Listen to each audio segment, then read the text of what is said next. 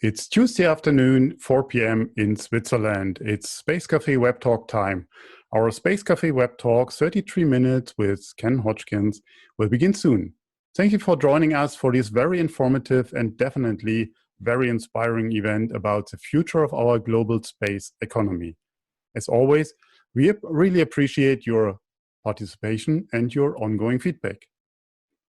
I'm Torsten Kriening, your host today and publisher of SpaceWatch.Global. We are a Switzerland-based online platform for information in and about space and new space activities in a geopolitical context. I think many of you are already familiar with our website, our bi-weekly newsletter, our daily newsletter, and the Space Café podcast. The latest one is episode number 8, featuring Michelle Hanlon, if you haven't heard it. If you have missed any of our previous web talks, we have an archive available on our website in the event section and on YouTube. We host our Space Café web talks on a weekly basis. This is already the 20th edition, so our anniversary. I hope you mark Tuesdays at the same time in your calendars. Today, I'm very excited to be joined by a friend, a very special guest, and somebody I also admire for his outstanding work, Ken Hodgkins. Welcome to the show. Thank you. It's my pleasure. Thank you for the opportunity to speak. We will speak in a few seconds. Let me give the audience some overview about your outstanding career in just a few sentences. Otherwise, we will take all the time. Ken is a globally recognized strategic thought leader on international space policy and law, and the application of the outer space treaties to new commercial ventures. Throughout his 40 years in government service, he has been a driving force for multilateral and bilateral initiatives focused on improving transparency, predictability, interoperability, resiliency, and the safe and responsible use of space. He was a director at the Office for Space and Advanced Technology of the US State Department, and during this time, he was the United States representative to the United Nations Committee on the Peaceful Use of Outer Space.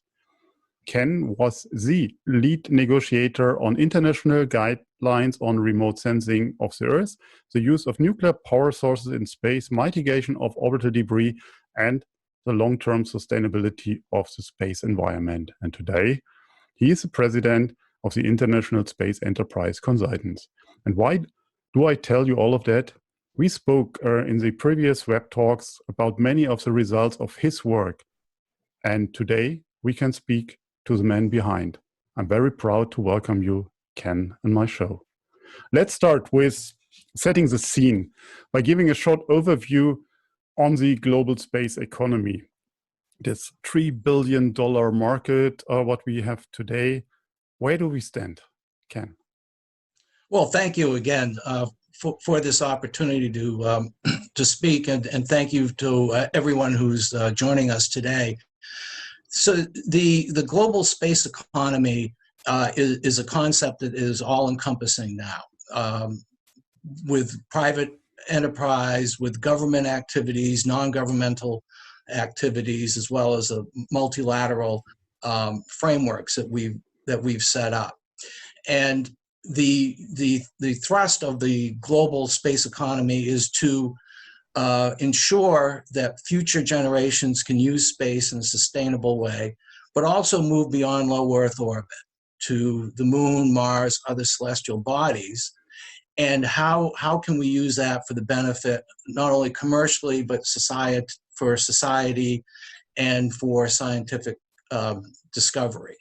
And the whole concept of the $3 billion space economy is to generate more opportunities for new space ventures, whether they be governmental or commercial. And I think that today's talk should be looking at all of the elements that would go into that. So let's move on from here. And we put this question as a teaser on the social media or to the audience. So I know that it's very close to your heart to enlighten the civil society and get them on board and not just on the government level only. So what need civil society to do to move space development forward in the right way? And are our current governance models still appropriate for our interstellar future? I mean, this question was discussed with our Chris Johnson last week for the moon, with Jessica Chingler also for the moon. So what is your take on that? And again, how does civil society play into that? Well, the whole concept that I'd like to discuss is using this idea of civil society, which is used in a variety of other arenas.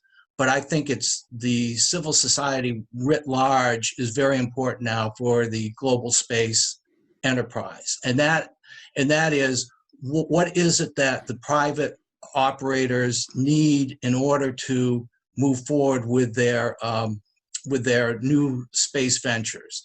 The governments have their own ideas, but I think civil society, and I use that in a very broad way, which would include commercial, non-governmental organizations, international organizations, on what kind of feedback can they give to our governments in order to have them make informed policy decisions and not rely solely on individual governments to come up with their own ideas. So the idea of, or the general concept of civil society is looking at the economic benefits of space exploration beyond low Earth orbit, societal benefits to that, the scientific discovery, what are the things that need to be done in order to make this new concept of moving beyond low Earth orbit as seamless and as simple as possible. And it has to necessarily mean civil society needs to have some say in this.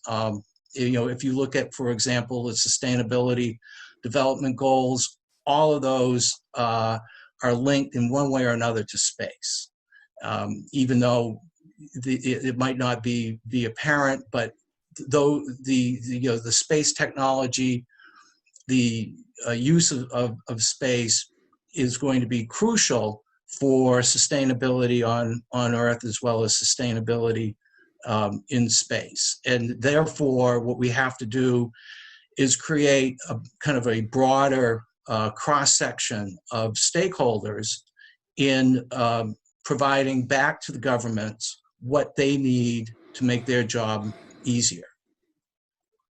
Okay. So having this plurality of actors right now are already in space, let me ask this maybe provocative question. So why shall we foster global space these days? So, and meaning with the background, we have a handful of superpowers in space, are arranged themselves, more or less, and dozens of small players aiming to be part of that party as well now. Why? Why should we open it more and more? Because that creates more mass, more traffic, more everything. And I think we as human species shown that we are not good in handling all of that.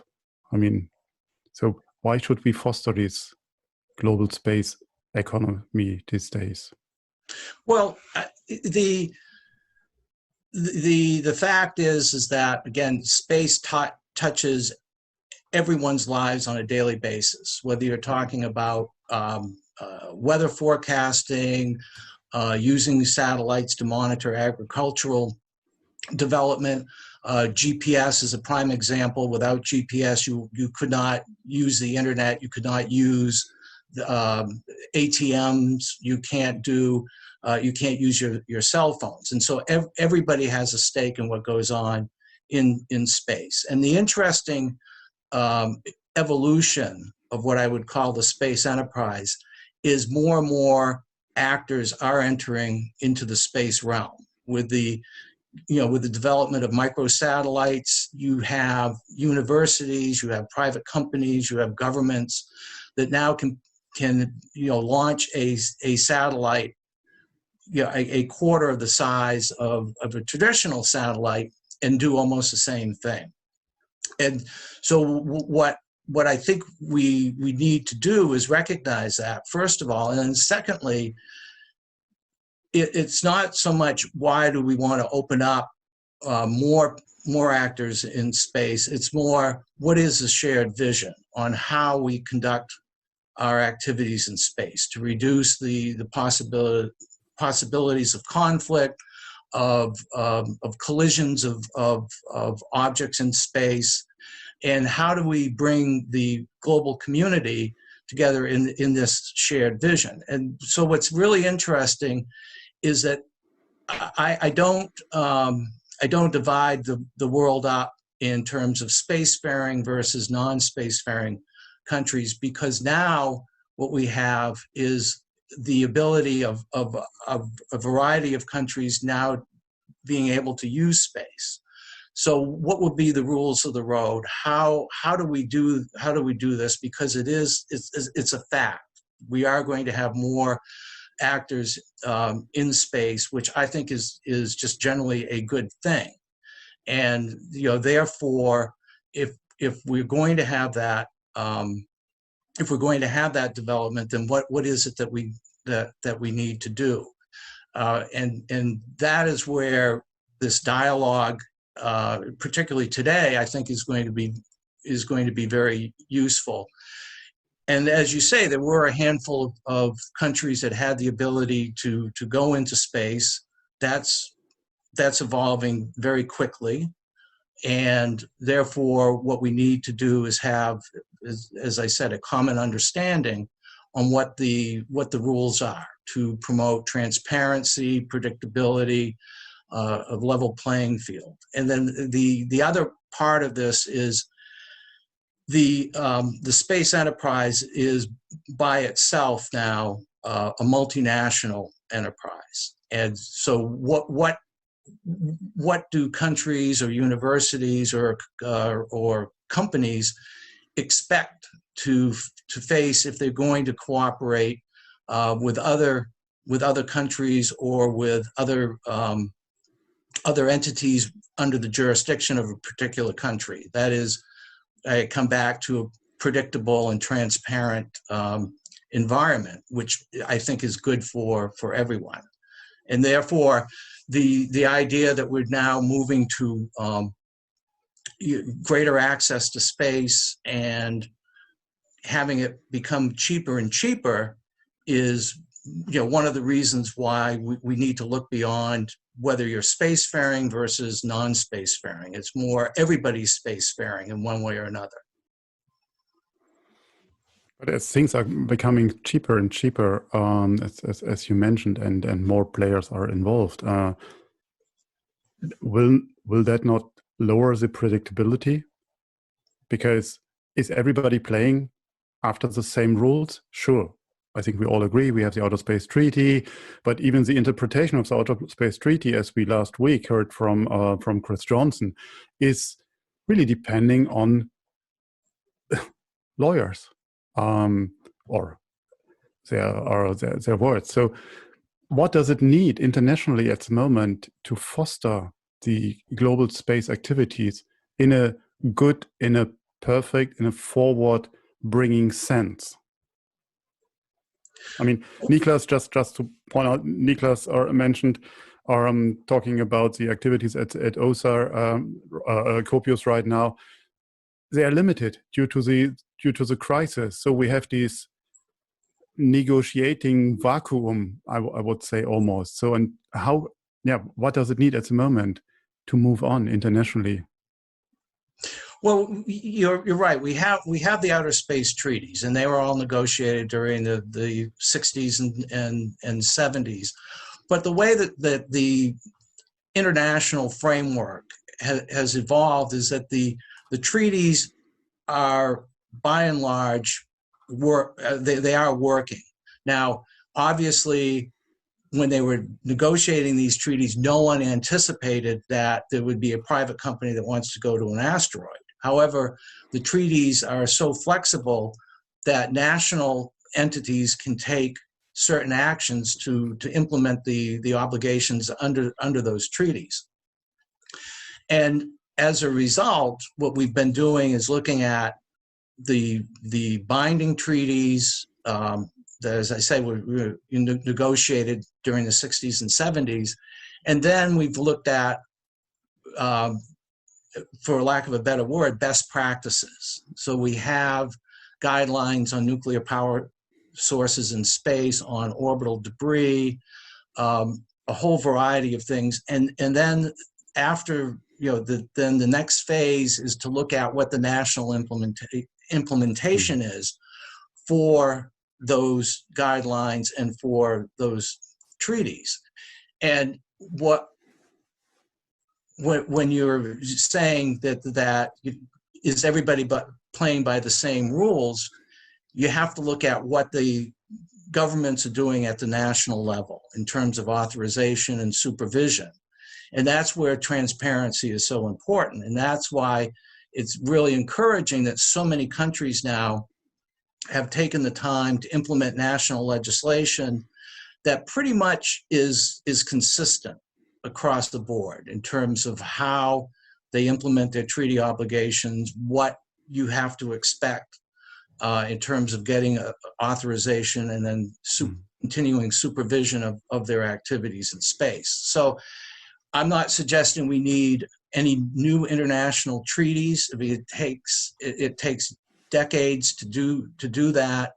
And in the meantime, the technology is outstripping the ability of governments to come up with new policies or for the multilateral fora to negotiate instruments that meet consensus. And therefore, what we have to do is look at what are states doing at a national level and how that plays out. And as I said, it's very, very encouraging that many countries who are not launching states have taken the time and effort to put together national legislation, and that's where the UN has played, in my view, a huge role in doing that. And therefore, you have this kind of network, if you will, of national legislation that's fairly consistent, and it really replaces, in my view, the need for new binding treaties. Because if we say we're going to create a new treaty, then that puts everything on hold, because then people will stop doing what they want to do, waiting for a new treaty to be negotiated. And that's just not, it's not feasible. It's just not practical. Absolutely. No, I can absolutely follow your saying that the national implementation is key, and when we look around who implemented space on a national level in Europe, then we have here a patchwork. And even these implementations are not equal to each other. Luxembourg has a completely different one, not completely different one, but particularly different one than France or the UK. Not talking about the countries that doesn't have.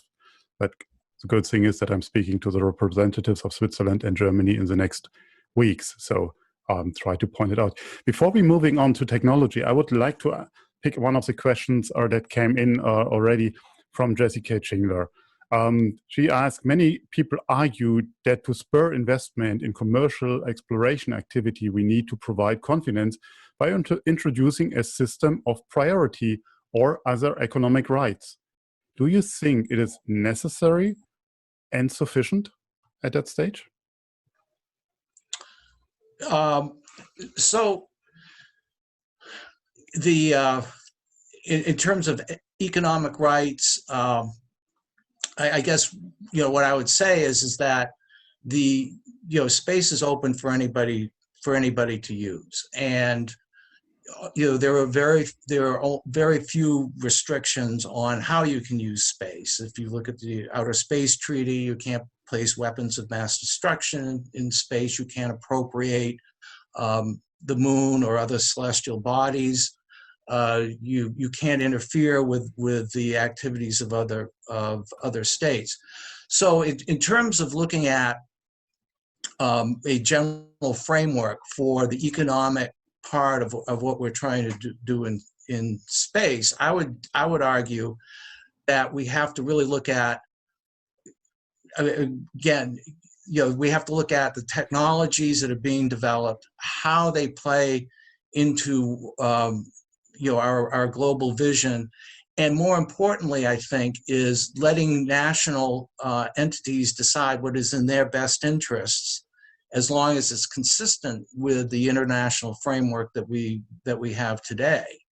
And what we want to make sure is that there is predictability for the economic exploitation of outer space, because if you don't have predictability, you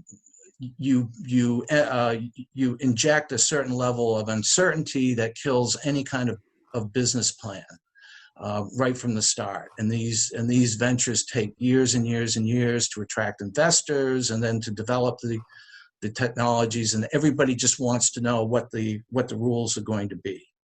Okay, great. Let's talk about technology. So, talking about future technologies, you also have been involved from the government side in the last decades on, at that period of time, future technologies.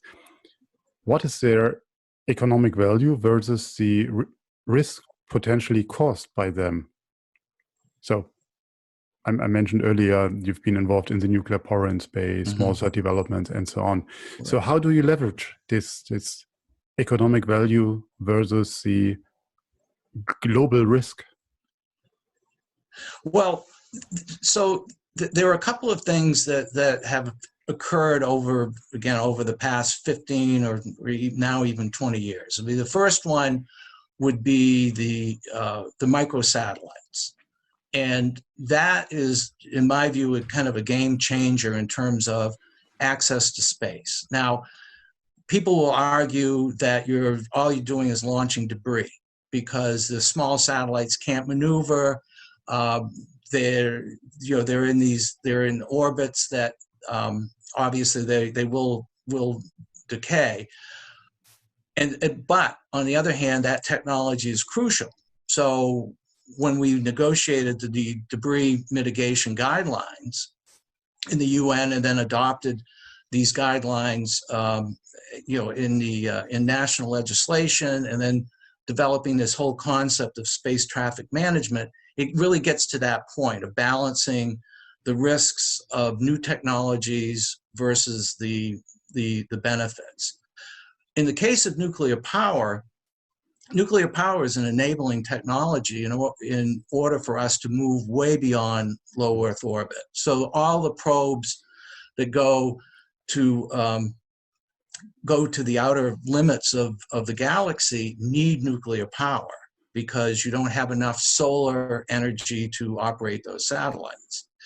And the risks are mitigated in terms of what states who are using nuclear power sources, what do they do in terms of safety assessments, being open and transparent, doing the analysis on what would happen at launch, should something go awry, what protective measures have you put together for nuclear power sources on satellites. Now, one of the big issues will be nuclear power and how that fits into a permanent presence on the moon, because again, you have a certain amount of solar energy that you can draw from, but I think, in my view, that nuclear power is going to have to be part of that. And it's not,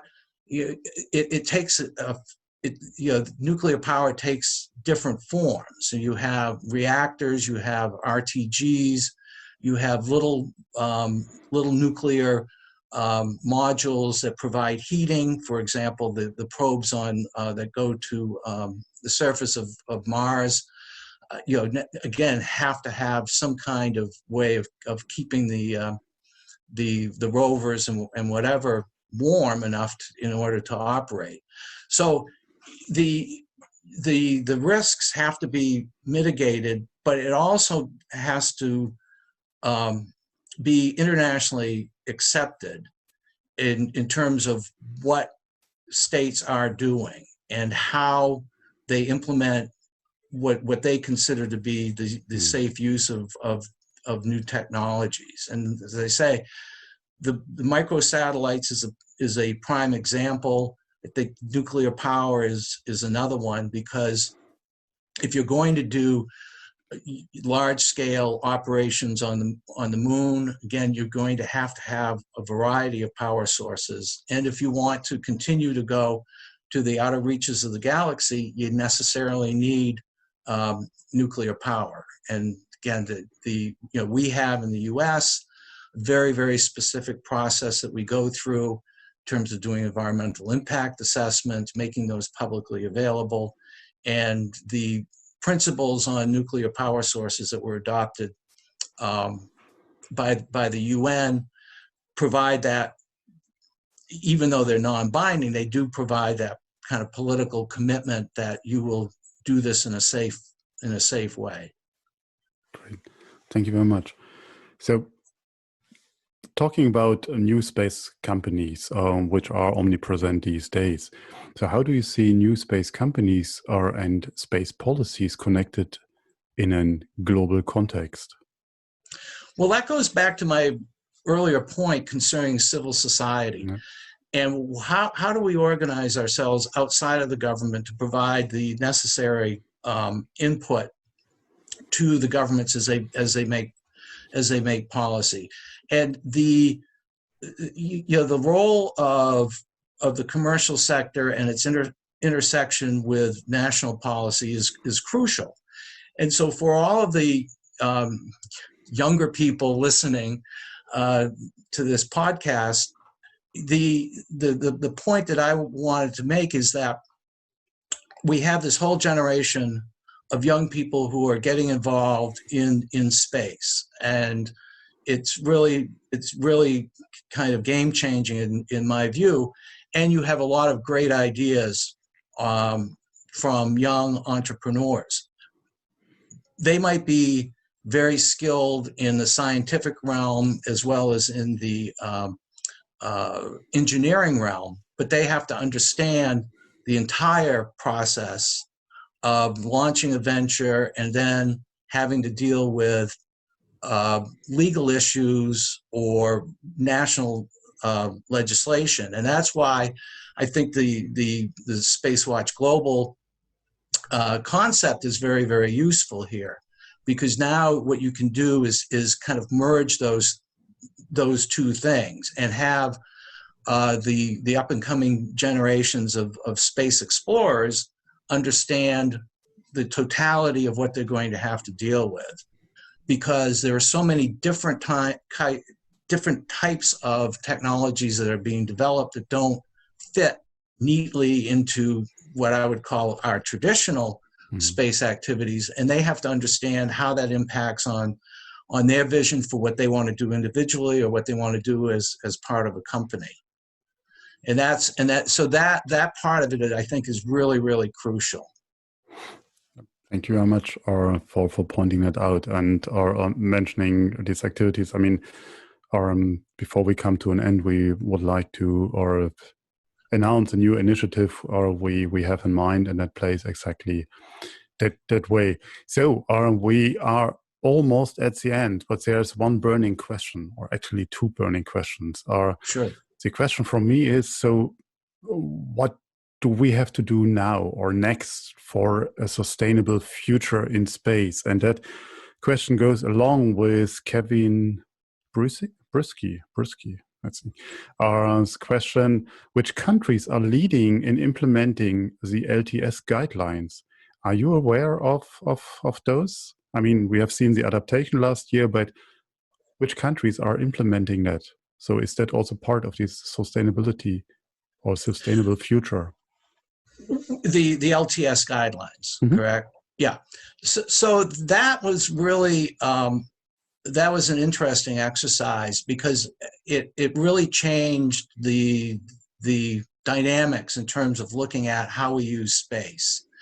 And the whole notion that there is a sustainability element to space was, I guess I would use the word radical. The guidelines really represent the best practices of governments as well as the private industry. And when I was at State, we made a point of including all of our private actors in terms of giving us feedback on what makes sense and what doesn't make sense. Now, the guidelines themselves, they really cover a gamut of issues, and some countries can implement some of those, some countries can't. And we never suggested that everybody has to adopt the totality of the guidelines. What we said is that technologically, if you can do it, that's great. If you can't do it, all right, then we'll see what else can be done. I would say that all of the launching states, in one form or another, are implementing the sustainability guidelines. Satellite operators, I think for the most part are, but again, it comes back to national implementation and what is the national framework that actors will have to abide by in states. And that's why we encourage countries to not only implement the guidelines, but also to report back to the international community through the UN. Do you have one particular country implementing the guidelines, or out of your knowledge, or that you would be considered to be a good model to follow? Well, that's really hard to say. I mean, on the U.S. side, the presidential policy on space traffic management really gets to the heart of the long-term sustainability guidelines. And obviously the U.S. has a different way of doing things, if you will, in terms of executive directives or national legislation. But I do think that if you look at each of the launching states, they have, in one form or another, either have been implementing the guidelines because it's just been in their best interest, or are going to take further steps to do those. And I know, for example, I think India, has recognized that these have value because, they're a very active launching state. Obviously, China, Russia, they all have to sustain the space environment. So I wouldn't necessarily pick out one country, but I would say that, for the most part,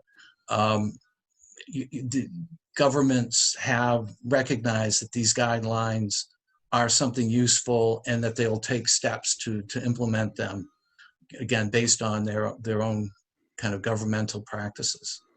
Okay, great. Thank you very much. I think that the entire topic of sustainability also reached now the government level globally, and I think the guidelines are a good, not checklist. That's not correct, but they're giving some food for thoughts in which direction to develop. Thank you very much, Ken. I'm afraid we have to come to an end already. These 33 minutes are flying, usually. So I would like to continue to talk, and we might do that on another web talk. But I mean, you and our audience can be sure that we will follow up on space policy and space law topics in our future Space Café web talks and on our magazine, of course. And now we also will have a very political lineup for August, just to mention it. Before I will talk about our next events, I just want to talk briefly about our new initiative, Space Café Young Global Talents, that I announced on Sunday at the ISU Alumni Weekend. And partnering with Bernd Weiss Space Career Leadership Center, we will keep you informed and updated about this initiative on our website. So if you are interested to support this initiative or being part of it, please get in touch with us. So we want to really reach out to, as you said, the space explorers of tomorrow, to give them a hand, give them the chance to develop their skills forward in the holistic approach you mentioned.